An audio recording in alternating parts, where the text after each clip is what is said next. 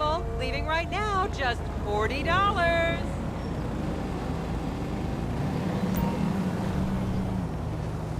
Vinewood's oldest and least pleasurable tour company. Forget the rest. Go with the least. Oh, don't worry about Cellulite. We airbrush all that shit. No te apures. As I am contractually obliged to say, buckle up, everyone. It's showtime.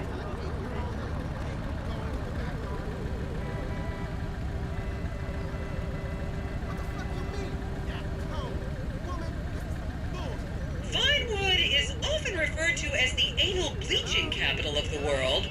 Baby, need to order more That's cut 2x4s for my dojo. Well, what the hell ever then? Okay, smartphones at the ready, celeb spotters. We are now approaching the legendary nightclub, the Dungeon Crawler. Opened in 1996, the club is famously owned by actor Bruce Spade, who has a custom-built elevated VIP table so that he looks the same height as everyone else. It remains one of Vinewood's hottest night spots for the rich and famous to do drugs and date rape impressionable fans. Play your cards right, and that could be you! The Dungeon Crawler was in the news again recently when comedian Morgan Chester allegedly ran over a doorman in his SUV for not laughing at one of his jokes. Hey, look at that fishing yesterday. What the fuck's your problem? What the hell? Oh, and now a treat for you closet glam rockers on board. We're coming up to the infamous Tequila La Rock Bar. Back in the day, this was a restaurant run by the mob until it got shut down over the Adam's apple in the soup controversy of 1982. It reopened as the Tequila La Bar in 1983 and soon became a mecca for hair metal bands and fans from across the country. It's rumored that the Love Fist song Dangerous Bastards was written about a night they partied here on Mescaline with some transgender twins.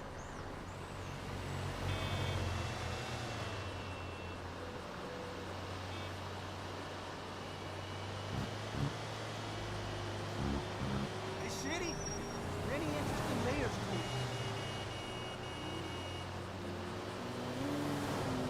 it. Now, this house up ahead is one of the many private residence of action movie director Mark Fostenberg.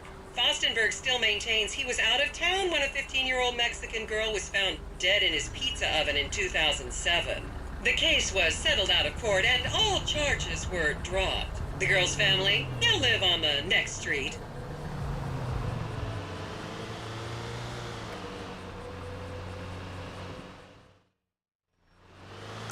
So this is the house of television exercise guru The Craze. You might have seen him degrading himself recently on Rehab Island.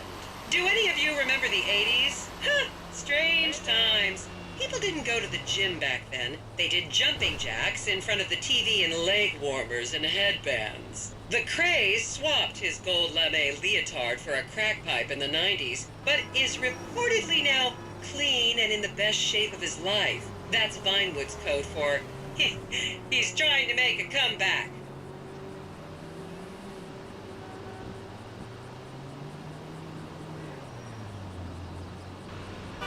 This is the home of celebrity wild child Martha Turn.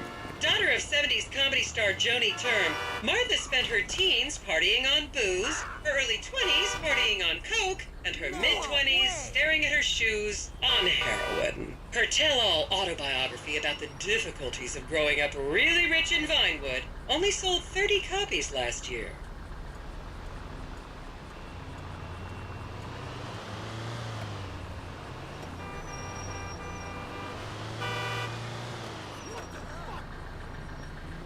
I made about to see this when I got out. Shit.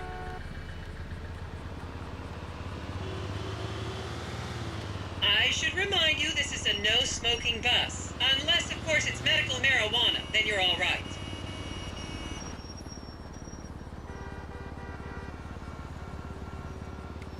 I need to use that in my next story somehow.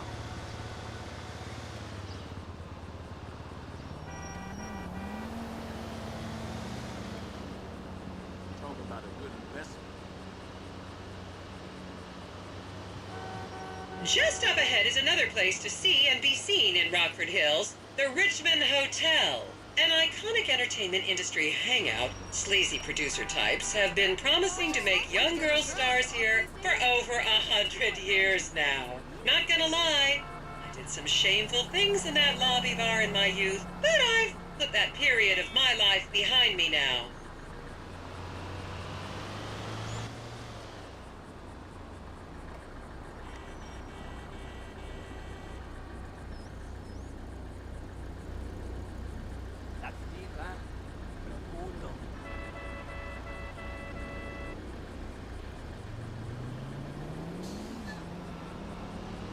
I was a member of the jury in the 1991 movie Last Will and Testament.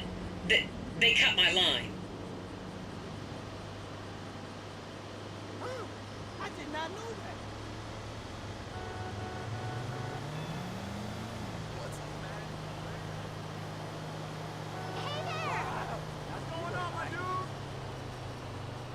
Hello. I don't file a complaint. I didn't realize that so much has happened here. What the hell? Is everyone having fun?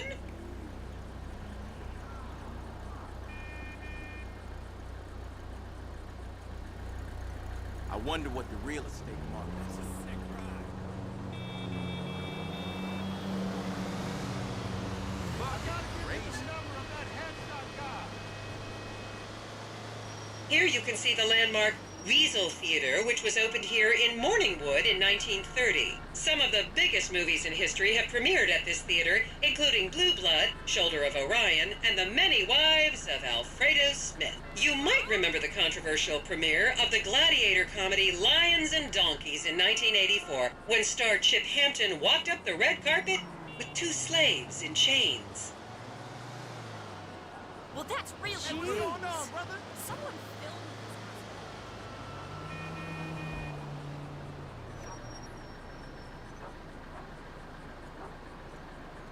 Órale! Finally I saw it with my own ojos.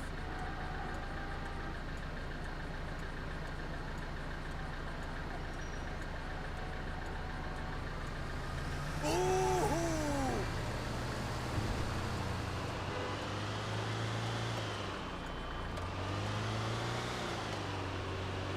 Count yourselves lucky, my prescription just got renewed this morning.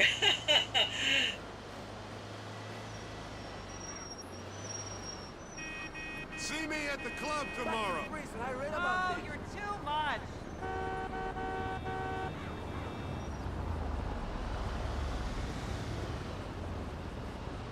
This city gets a really bad rap. It's not shallow at all. And now to our left, ladies and gentlemen, is the famous Richards Majestic Studios. The product placement for classics like Nelson and Naples and Rum Runner, and the not-so-classics like Vinewood Zombie and Shoulder of Orion 2 was shoehorned into the final edits right behind those very gates. Everyone has a favorite Solomon Richards movie, An American Divorce.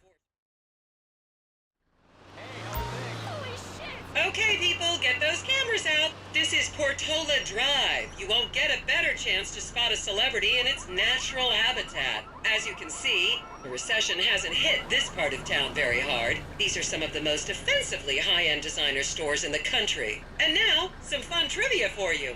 There have been a number of movies shot on Portola Drive, mostly awful ones about rich idiots, including the blockbuster 2005 romantic comedy, Shoe Whore. It's credited with sending women's rights back 50 years. The store we're passing now is where British star Charlotte Crown was caught on film in the changing room, eating and purging the same burrito over and over again, just like a dog.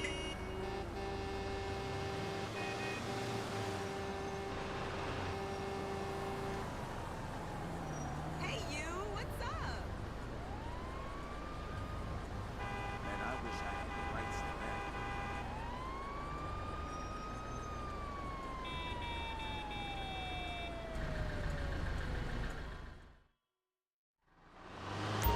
This is the Epsilon Center. Anyone with red hair, please cover it for your own safety. If you really want to meet a famous celebrity, this place is packed full all of them. Take an introductory course. It changed my life.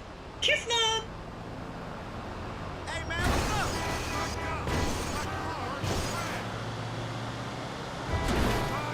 Fuck you, man!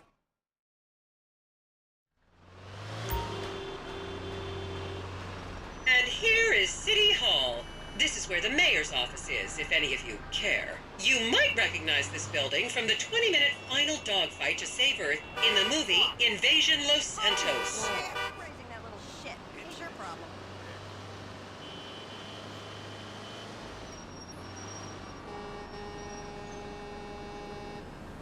Just up ahead on the right is where Delancey Medua's septon fell out after a ketamine party.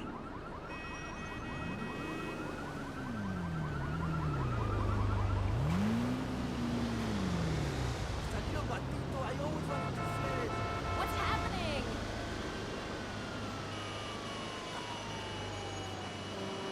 I don't care if he's married. I need that bonus. So rude.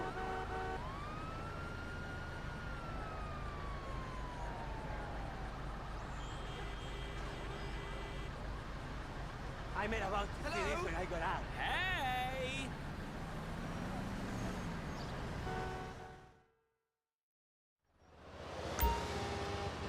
And here we have the beautiful Oriental Theater.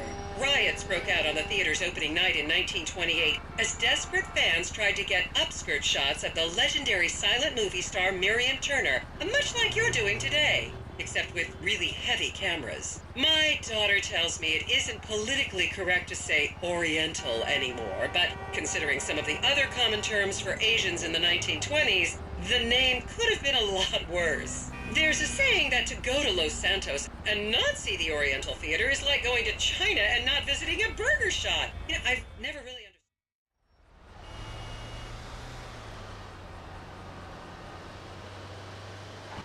And here we are, back on the strip. As they say in Vinewood, that's a wrap, folks. I hope I managed to take your minds off the economic downturn for just a little while. I'd like to remind any Europeans that 1% is an insult, not a tip. Enjoy the rest of your vacation.